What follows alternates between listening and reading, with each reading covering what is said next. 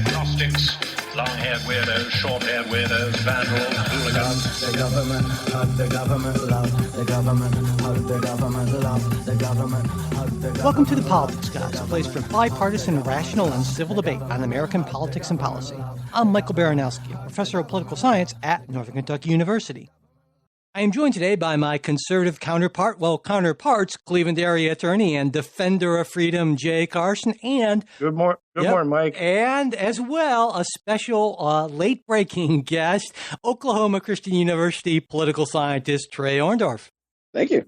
Yeah, it's always nice when we can do a three-person show every once in a while to bring in some other perspectives there, and I get ganged up a little bit. Well, we'll see. I don't know. I think I could probably hold my own, but time will tell. I'm a wild card, Mike. There you go. You never know where you're going to land on some of these things. So anyway, we have a lot to talk about today. Obviously, Russia and Ukraine, President Biden's Supreme Court nominee, a big not religious freedom, actually, turns out, a free speech, anti-discrimination case for the Supreme Court, the verdict in the federal hate crimes trial of Ahmaud Arbery, a squad member who's going to deliver, a Democratic response to the Democratic President's State of the Union address, Donald Trump's Truth Social launching, apparently, if you can get on it, and maybe even a little bit more, a whole lot for us to talk about. And we are going to get started with that in just 1 second.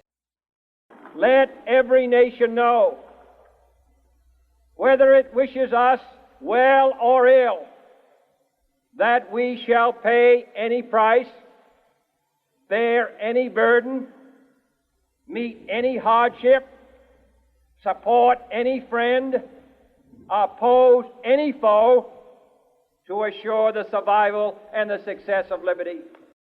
That clip you heard was, of course, from President Kennedy's January 1961 inaugural address. And while JFK's words were always more, I think, aspirational than reflective of actual U.S. policy, it seems clear to me, at least, that this doesn't seem to even be much of an aspirational goal anymore, and that a 2022 version of Kennedy's line might be something like, we'll chip in here and there to assure the survival and the success of liberty, as long as it's, not too inconvenient, then there's something in it for us. Anyway, we'll get to that. But as I'm sure everyone knows, the expected Russian invasion of Ukraine has now happened. Early this week, Russian dictator Vladimir Putin gave a paranoid, grievance-filled address in which he attempted to portray Russia as a victim of a vast Western conspiracy and argued falsely that Ukraine is historically a part of Russia and therefore never a true country in its own right. This was followed by Putin recognizing two eastern Ukrainian regions as independent republics and sending in peacekeeping troops to, in Putin's words, demilitarize and denazify Ukraine. With a Jewish president. Anyway, sanctions started after that, but they did nothing to prevent the full-scale invasion that continues as we speak. The international community has, of course, made the standard expressions of outrage for Russia's naked aggression. And the major sanctions that we've been talking about, expecting for months, have been announced. President Biden also announced additional U.S. troop deployments in Germany, but he also reiterated his commitment to not send U.S. troops into Ukraine to combat Russian forces. And it doesn't seem likely that any country will commit forces, leaving the Ukrainian military vastly outnumbered and outgunned. So that's kind of where things stand right now. Why don't we start off with you, Jay? What's your take on what happened this week so far? Well, I guess, my take is that there's nothing here that was not expected, right? This has kind of played out as everyone had thought. It was just a matter of time for Putin to get his forces together and then put together sort of the very flimsy sort of cover story about breakaway Ukrainian regions and so forth, and the need to recognize their independence. And I mean, it's all very much there's kind of the dictator invasion playbook, and he just kind of followed right through it. So I guess there are no surprises there. I mean, we can talk about what the West has done and hasn't done. in a minute. I mean, my sense is I would rather have seen a more forceful response, or would rather have seen a more forceful response ahead of time, right? Let's hit hard with sanctions and say, okay, when you start pulling your troops back and stop threatening, then we will start relieving sanctions. That's, to me, that's troubling. I don't see any serious chance that the U.S. would engage in any kind of ground combat in Ukraine. But nor do I necessarily even recommend that would be a good idea for all sorts of reasons. But I think we ought to do and continue to do everything we can to make sure that the Ukrainians are as heavily armed as possible, get as much aid as possible, and also shut down every outlet for the Russians to either make money, transfer money, keep money, and put pressure on Putin's inner circle. Because that's where there's really going to be some sort of cost that he might see. I mean, he's not going to, a sanctions that hurt the Russian people are not really going to affect him. When his buddies start calling, saying that their bank accounts have been frozen, that may have more of an effect. But that's just the quick, real general view. So, Trey, any disagreements or anything you wanted to add, or anything that has surprised you in the last week? Well, I mean, I want to start by saying, as you were doing the overview there, I think that one of the things we've done in the West a little bit wrong is not actually listen to what Putin's been saying.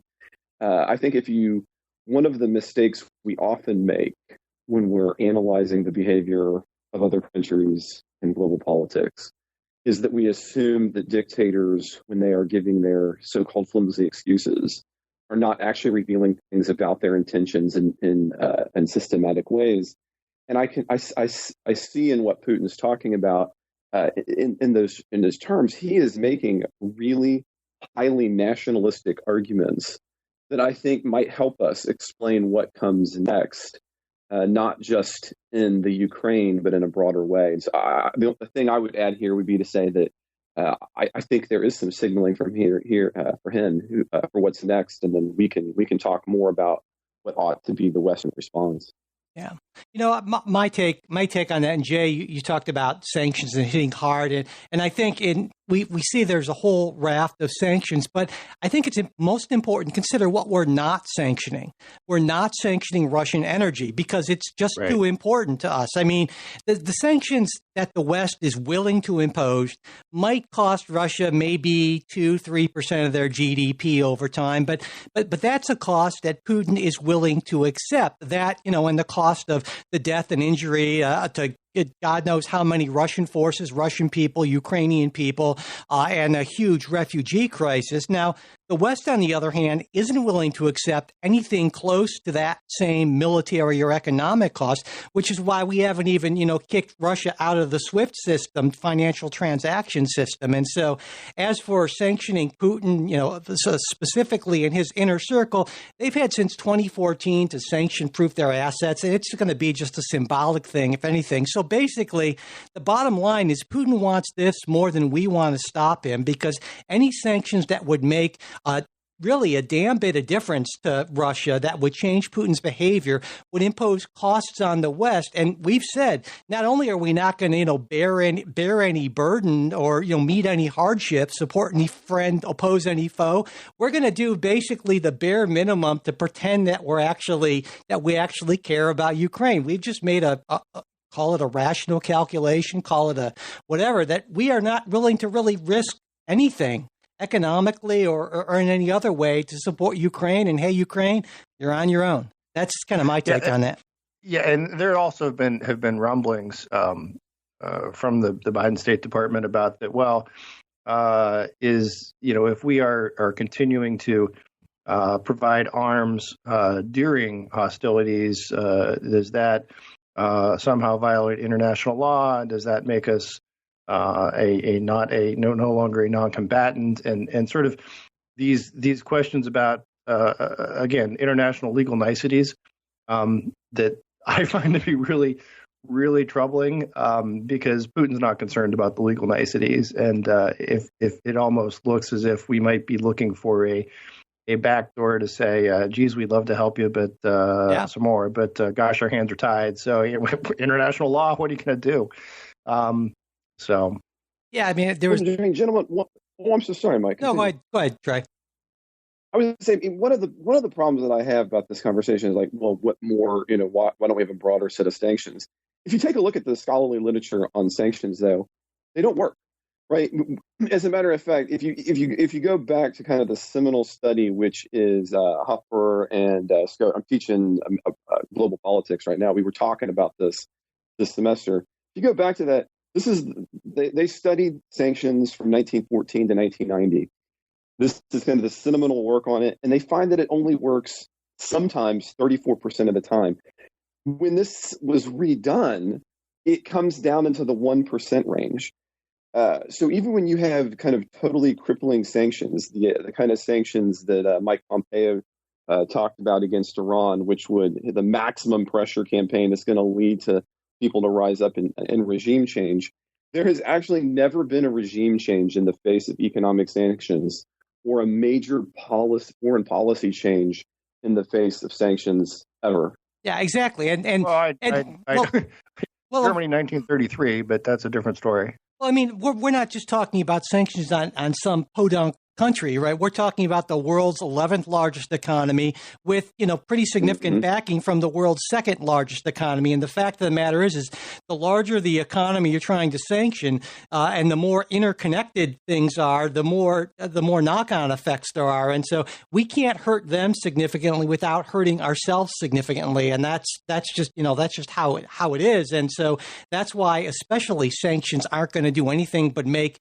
the West feel better about itself, like we're doing something. But honestly, it's not. I mean, it's better than thoughts and prayers, I guess, but not a whole lot better, I don't think. Well, I think Trey is right on that. Not having read the literature, but just going from my gut. But the problem, of course, is when that's the only tool, not the only necessarily only the only tool you have, but the only tool you're willing to use. That's where we are. It's talking about how big do we go on sanctions. It's not talking about something else. I think the best way to prevent an invasion is by heavily arming the country that looks to be invaded.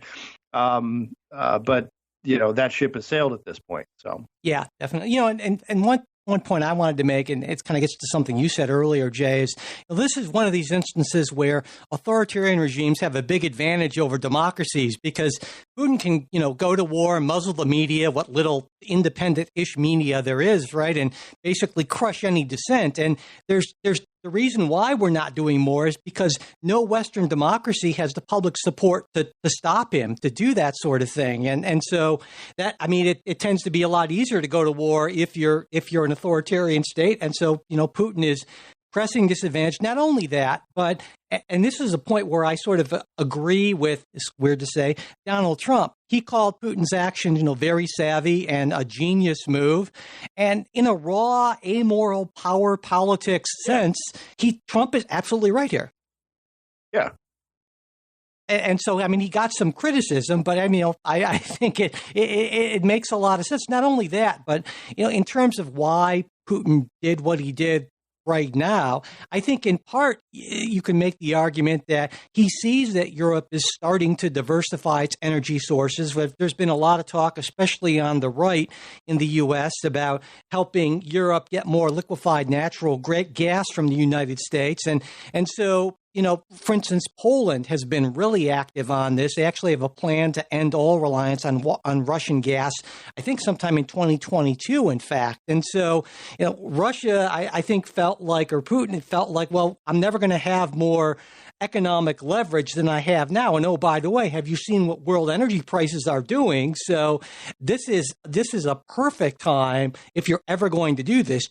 And so, like I said, from an amoral strategic perspective, I think this is Donald Trump is exactly right. Well, he's getting hammered not because of that statement. I agree with you. I think that statement isn't getting read in the best possible light. I think in large part because his proxies have been and continue to be Putin apologists. Well, yeah, and I wanted to talk about that as well because there's been an interesting, or to me, kind of sad split over this. I mean, we can sort of see this, a microcosm of it in the Ohio U.S. Senate race. You have J.D. Vance, who said, "I don't really care what happens to Ukraine one way or another." And then in a tweet, he sort of expanded on this, and he said, "What's happening in Ukraine doesn't threaten our national security, but it does distract our leaders from the things that do actually threaten it, like the wide open southern border and all the fentanyl coming across, killing American kids." And then Jane Timken, the other kind of establishment Republican challenger, tweeted in response, "America first means peace through strength. President Trump proved for 4 years that we can have secure southern borders and stand up for our enemies, while Biden failed at both." That obligatory shot at Biden. "I won't. Ohioans want a senator that can walk, chew gum, and put America first all at the same time." And again, this, I think, that you tune in, for instance, to Tucker Carlson, who seems to be a charter member of the Vladimir Putin fan club, don't be a Putin hater kind of thing. Is this all just, meaningless blather, or is this a serious issue? And I want to start with you, Trey, on this one. Well, that's one of the reasons I wanted to go back to talk about Putin's relationship to nationalism. I think you're seeing, we've seen nationalists, if Trumpites are anything, they are ultra-nationalists. And so I don't think that it's a particularly deep ideological surprise to find them finding common ground with fellow, albeit more authoritarian-leaning nationalists. Jay? See, I do. I'd be surprised. I mean, because I think part of being a nationalist, capital N nationalist, writ large, Trumpian nationalist, right, is not just USA first. I mean, well, I guess it is. It's USA first, and I think there is sort of also a USA uber alles, if you will. Right. I mean, so I think to my view, so much of that sort of nationalism would also include and screw you, Putin. Right. That's just my sense. It would be you wouldn't see that respect for Putin now. And then again, Trump's got this weird thing of his, I've got a respect for very strong leaders and all that sort of thing, which is, I think, more a weird personal type issue with him as opposed to a political philosophy. Yeah, I wonder about that because I disagree with that. I think that there's sort of a significant segment of the American population that really kind of appreciates that sort of strongman sort of thing. And, it's not just an American thing. We can see it in a bunch of countries, in a bunch of democracies and countries across the world. And so there may not be a majority, but there are people, I think, who look to Putin and say, yeah, that's what we need, more of that kind of stuff. We need someone who's willing to stand up and take care of business and screw the legal constitutional niceties. We're going to take care of our people. Putin's doing that. And hey, good on him.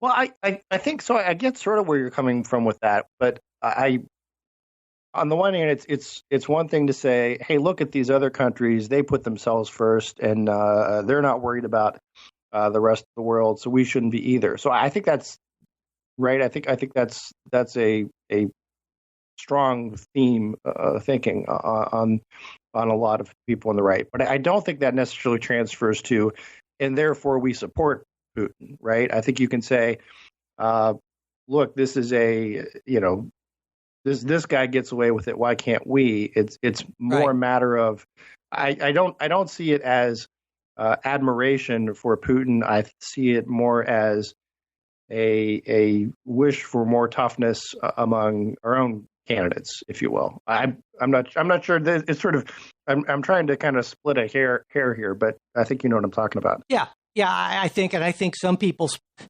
would agree with that, but there are some people who are just flat out Putin admirers. They see the shirtless picture on the horse and be like, yeah, that's a guy. Pretty cool. That's a guy. And there were some. I mean, going back to like the 30s, I can remember there was the biography of Pat Buchanan, who talked about growing up. They had portrait of Francisco Franco in their home, right? I mean, they're sort of admiring, again, the strongman dictator type thing from the right.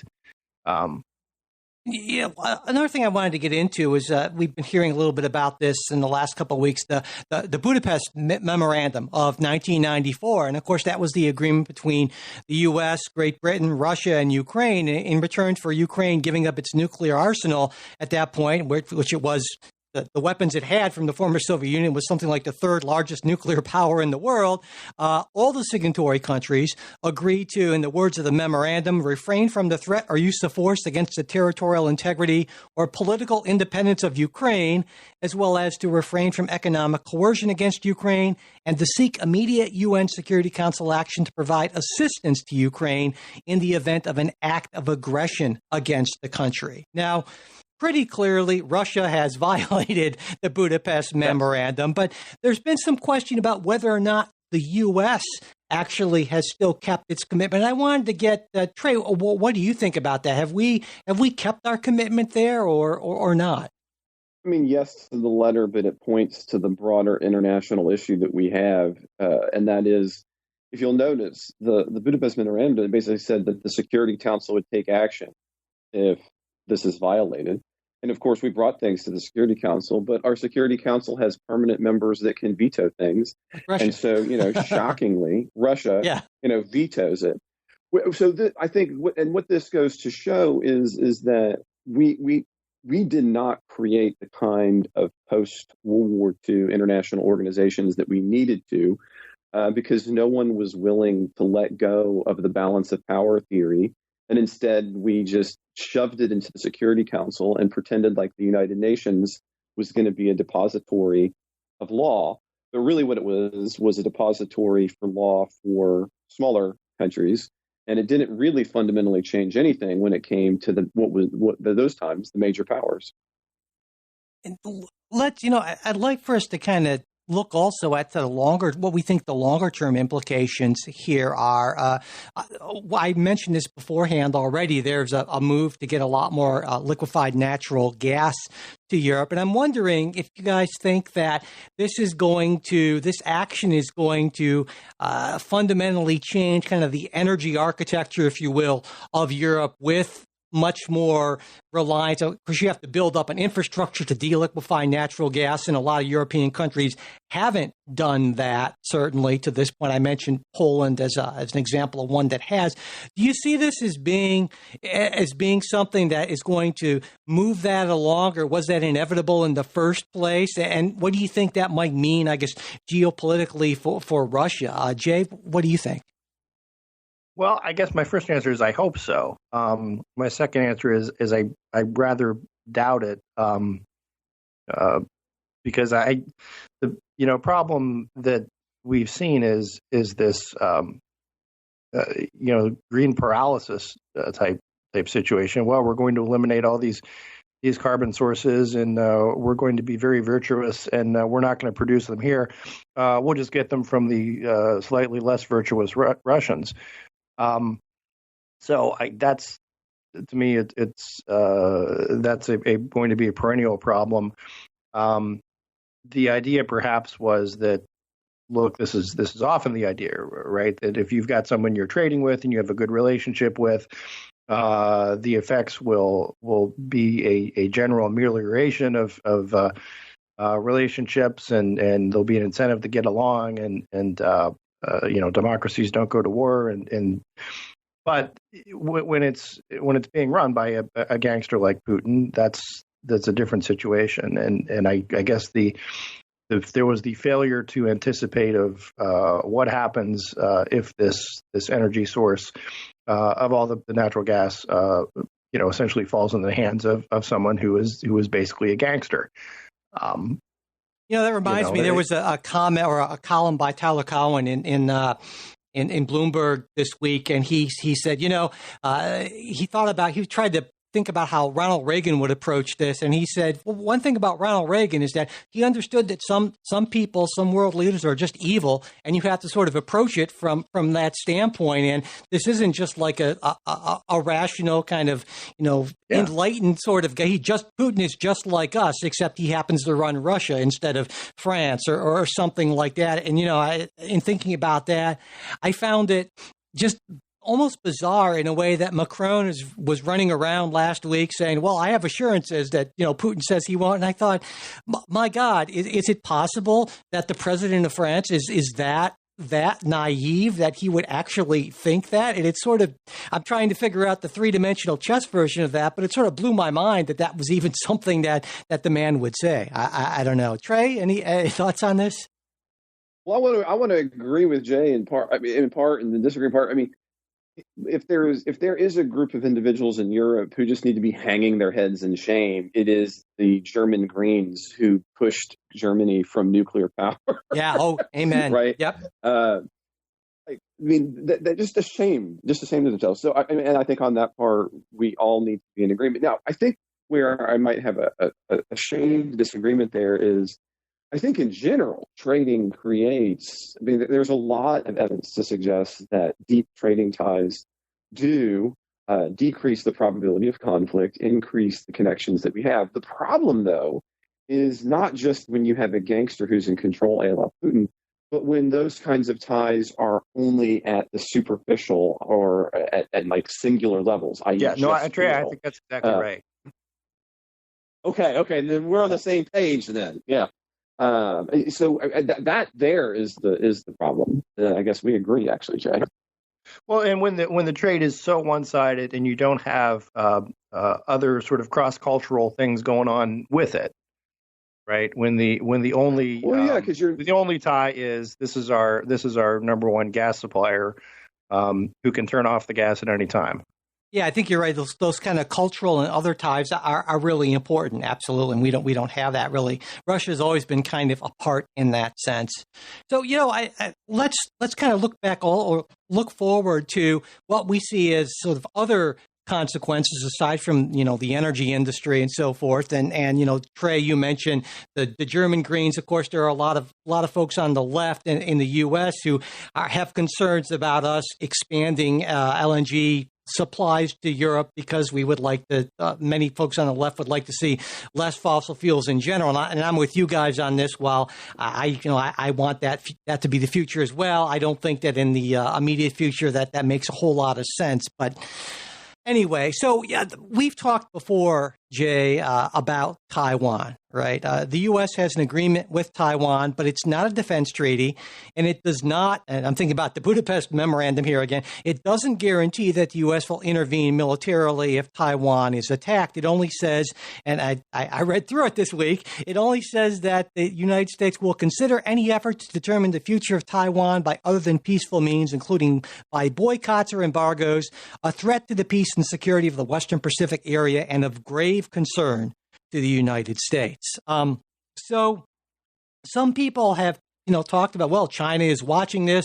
China has some pretty significant interest in Taiwan, has for a long time, the nationalist piece, because certainly China feels like Taiwan is rightly a part of China, and you can make a stronger case for that, I would argue, than Ukraine being rightly a part of Russia historically. So, is this the sort of thing that might make it more likely if people are asking for, China to maybe, take over or try to take over Taiwan? What do you guys think? Yeah, I would expect that, with 6 months to a year. Yeah. I was thinking about this as well, but actually, Jay, I think you're wrong on this, and I think you're wrong on this for a couple of reasons. Number one is, the biggest reason is just simply a military reason, because we had talked about this before, and so I kind of dug into the military realities of this. And the fact of the matter is Taiwan has a military that's probably slightly more capable than Ukraine's, and China has a military that's smaller and less capable in many ways than Russia's, and that hasn't really been actually in combat or tested since 1979, where they didn't really do too well. And not only that, but to take over Taiwan would require the most massive amphibious operation really since D-Day. And China's armed forces are just simply not set up, not built to do that sort of thing. So while I'm not disagreeing that China might think, well, at some point we could certainly do this, the fact of the matter is that their military is just not set up for it. And not only that, but Taiwan would be one of the most if you want to pick one of the most difficult amphibious operations to launch against, Taiwan would be, it's like a defender's dream. So and I think there's also any kind of sea invasion would be necessarily easier to defend against, at least in the short term, and you set up blockades and there are all those other sorts of steps that you can take that are different from defending against a land invasion. Yeah, so I mean, there's just basically, 6 months to a year, I think, is completely out of the question. China would basically have to reconfigure significant chunks of its naval forces, of its armed forces, to be able to do this. And so, while I'm not ruling it out, obviously, and certainly, kind of what we've seen here, I would say, makes it more likely.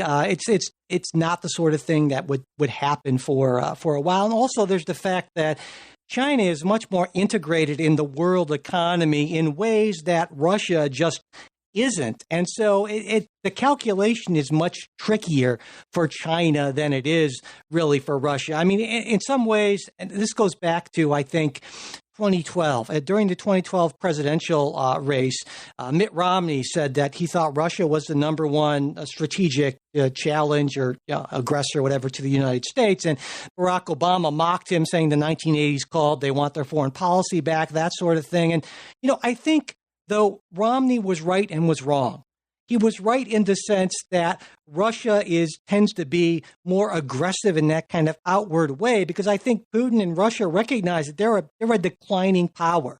They don't have the sort of future that China has for a lot of reasons. And so Russia, I think, feels cornered and feels like its star is on the decline. And so if it wants to do something, if Putin wants to do something, make his mark on history, well, in a big way, the time to act is now. And I think China doesn't feel that pressure because it thinks, well, just kind of the course of how things are going, by 2050, 2060, we're going to be running a lot of stuff. And, I don't necessarily think that's has to be the case, but certainly China is going to feel less threatened in a way that Russia really feels threatened. At least that's kind of my take on it. Trey, what do you think?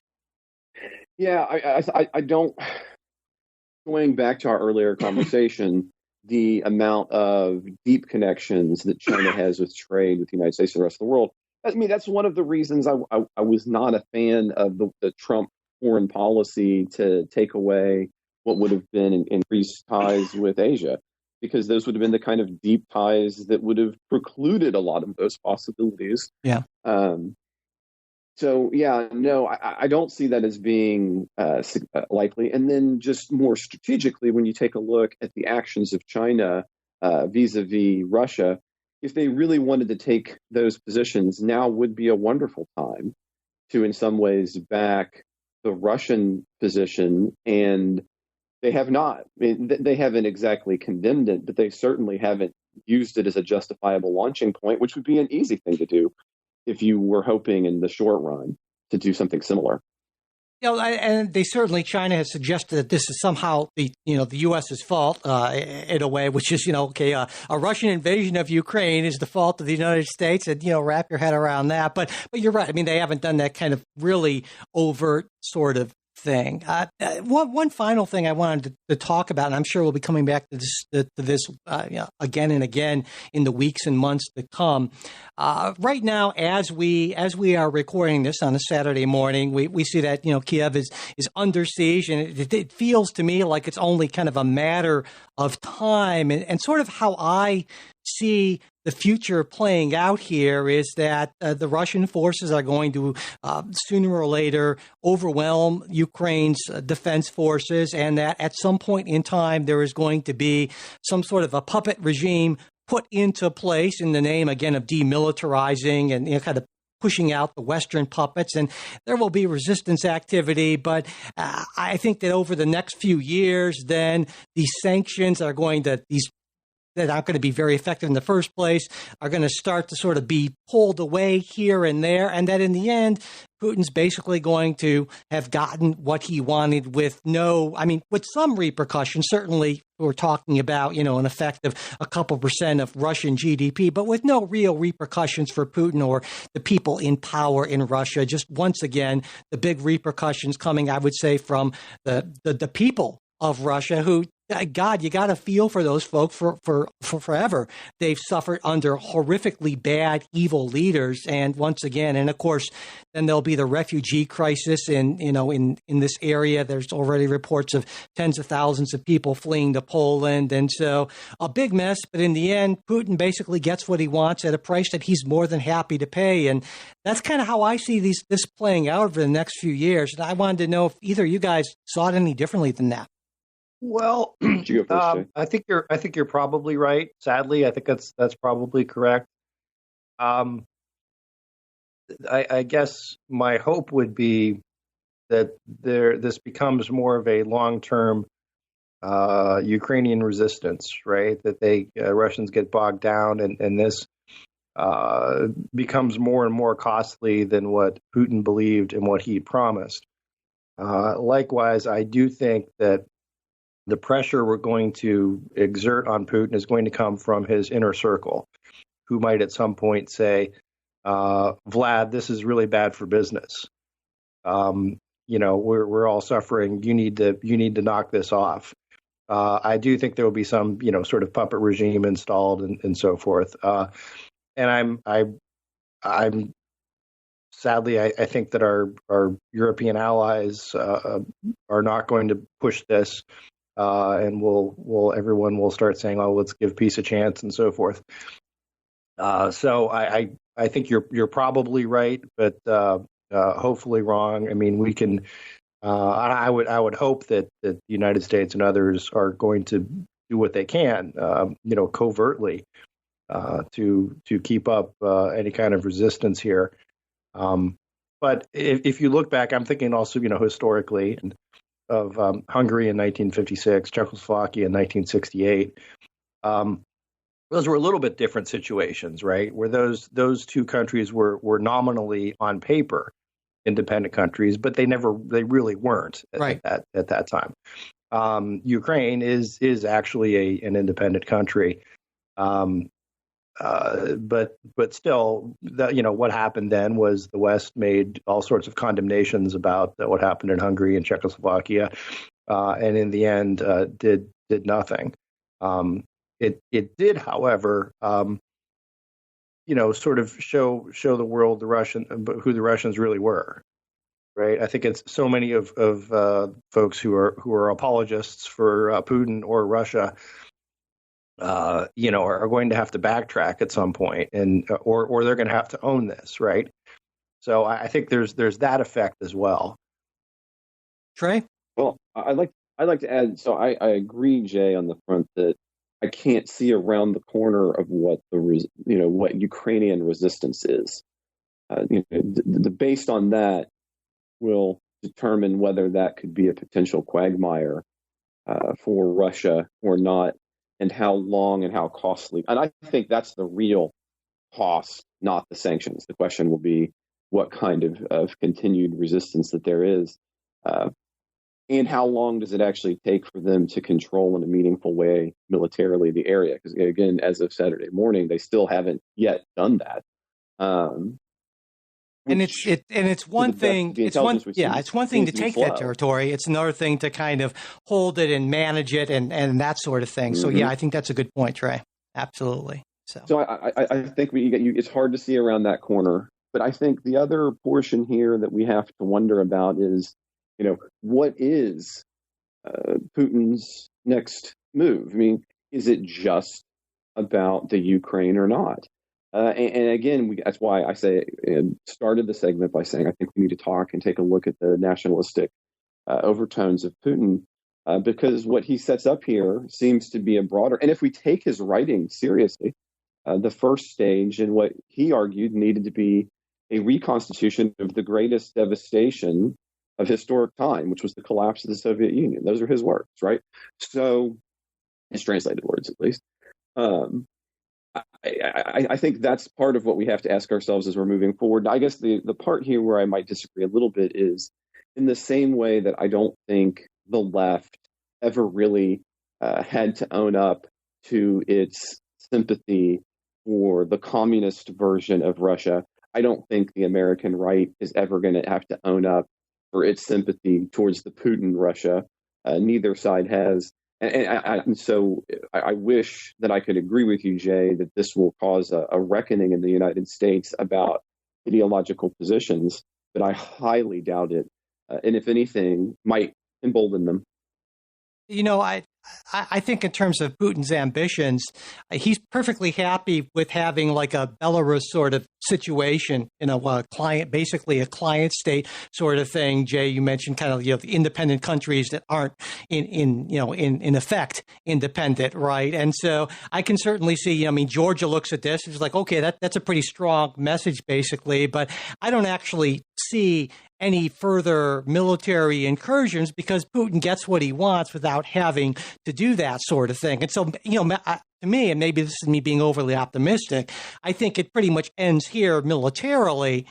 I don't see Finland going or anything like that, but also I think in part that's going to cause them, I hope, and maybe not being overly optimistic again, I hope this really reinvigorates NATO and we really kind of strengthen that, and Germany finally starts, for instance, paying its 2% of GDP toward, and so it ends there, but still obviously not the short-term outcome that we want. But longer term, if this strengthens the resolve of Western and Central European real democracies against authoritarian regimes and reminds us all that there are evil people in charge who don't want to play by civilized rules, then that's at least one positive thing to come out of this.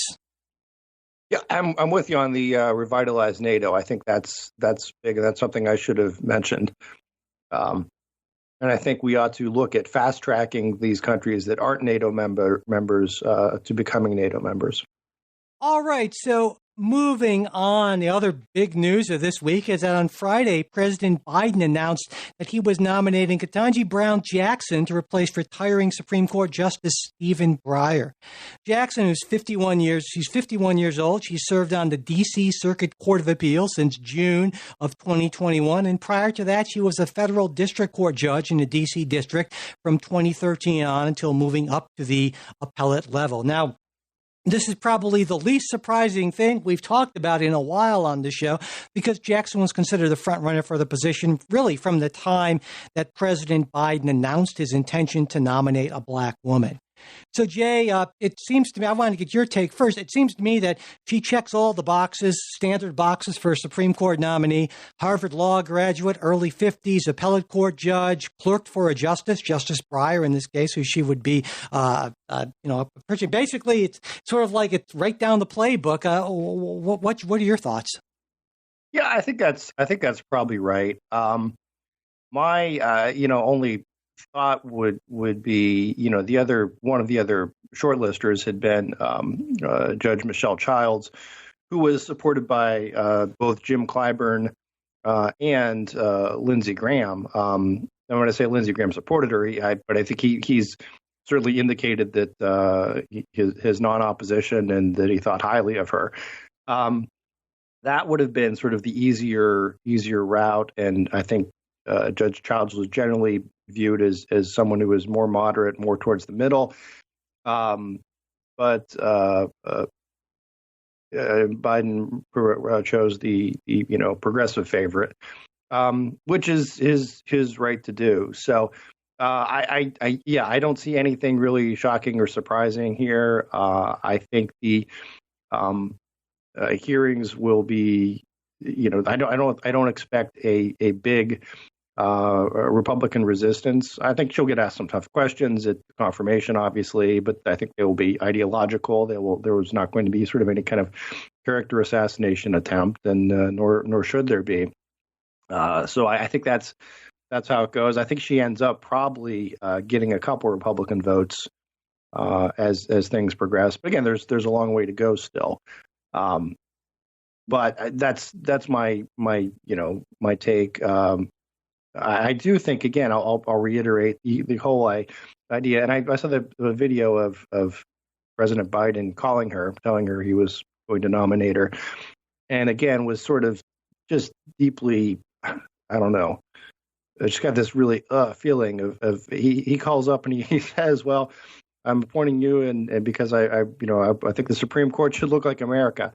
At which point I can just, think, well, gosh, thanks. You know what I mean? It's just such the backhanded compliment sort of thing.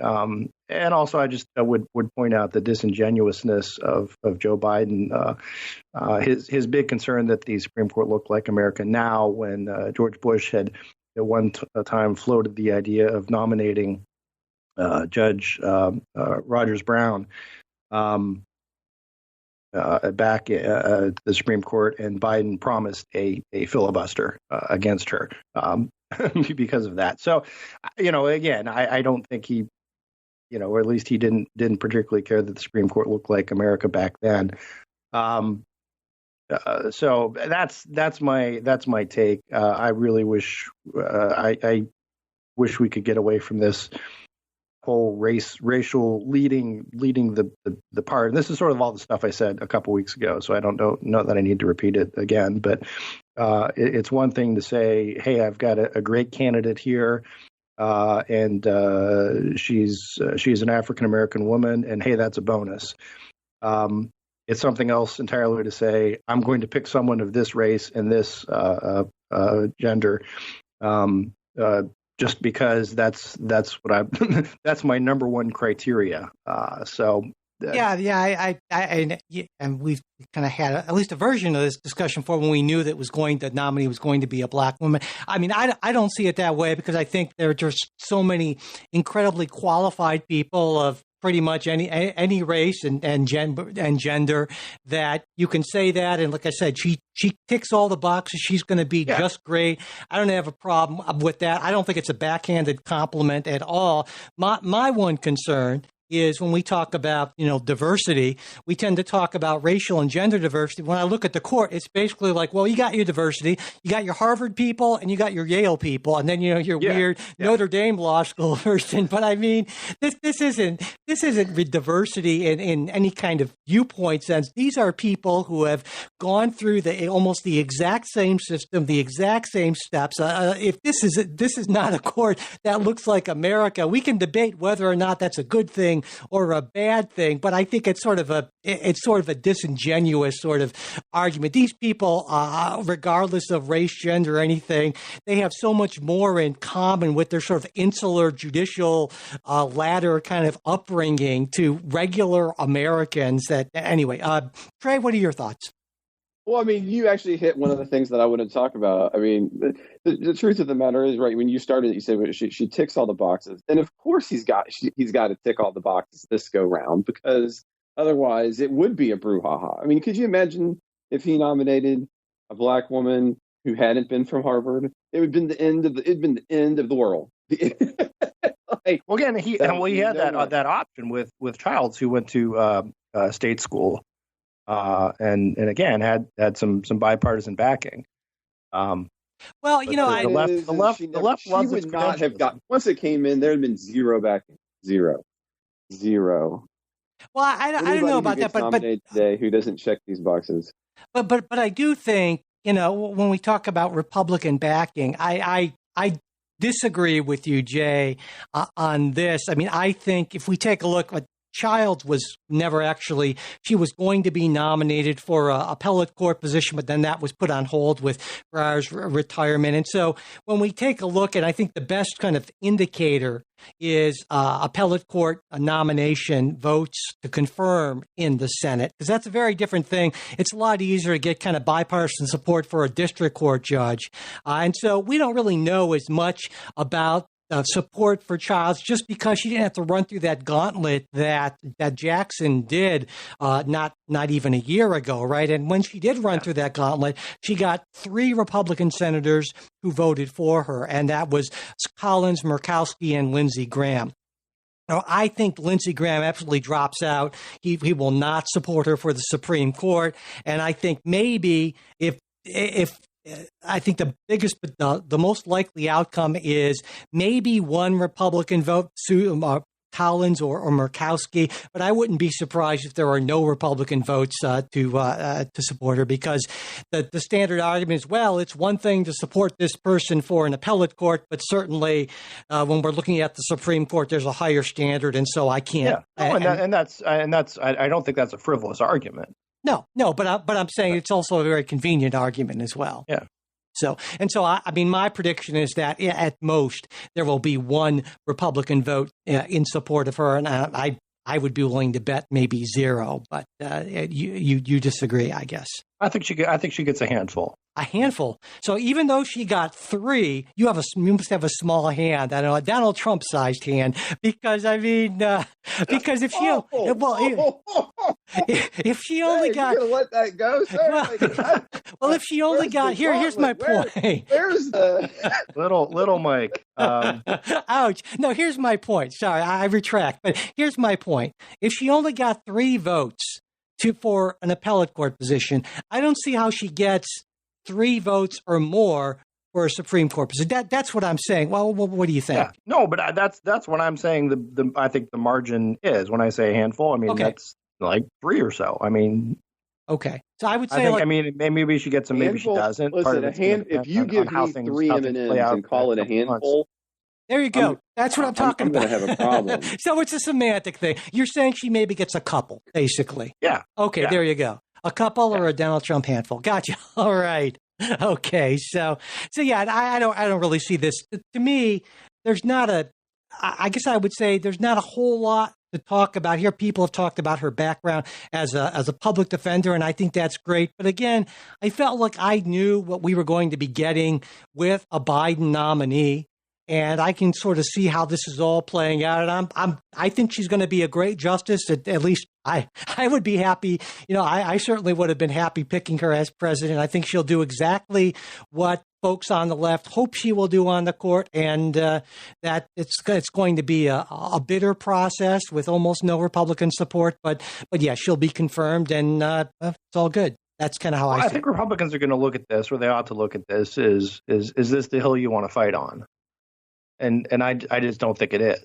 Well, I think they're not going to make it a race thing. They're just going to say, well, it's not about her race or her gender. Yeah. It's just she wants to promote this radical agenda, basically, that we can't support.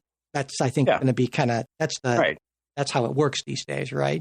Which, again, if we talk about Supreme Court nominees, this didn't used to be how it worked. If you take a look at confirmation votes for Supreme Court justices over time, there was a time when confirmation votes were, like, in many cases, hugely bipartisan sort of things. And it's bizarre, I think, to people coming up today. But you know, that used to be more almost the standard than not, right? But of course, that has been that way for quite a long period of time. I mean, you know, even Roberts was confirmed 78 to 22. Can you imagine? You know, Breyer 87 to 9, Ginsburg 96 to 3. It's just those numbers. That's from a bygone era. Trey, any other thoughts before we move on? I mean, it's a bygone era because the institutional structure changed. So I guess, you know, sometimes, you know, you have to be careful to say, well, is it because the principal actors behave differently, or is it because the rules of the game have shifted and therefore people are playing it differently? Yeah, that's a good point. I think the rules of the game certainly are a whole lot different.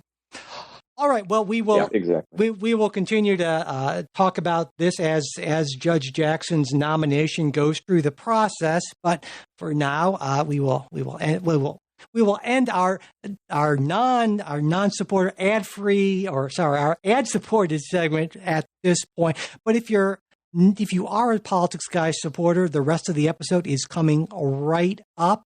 And if you're not, just a quick reminder that full episodes, which are ad-free and run around 2 hours or so, are available to our Patreon supporters, as well as to anyone who isn't in a position to financially support the podcast at this point, or anyone, if you just like to try it out before becoming a supporter. To become a Patreon supporter, just go to patreon.com/politicsguys, or you can support us through Venmo or at politicsguys, as well as through PayPal. You can find support links in the show notes and at politicsguys.com/support. And to get free access to full episodes, just send me an email. If you're not able to support us financially, mike@politicsguys.com, and I will get you all set up with that. And whether you're a supporter or not, we really would appreciate it if you could subscribe, rate the show, and leave a review on whatever podcast app you use, as well as to share episodes on social media. Thanks so much.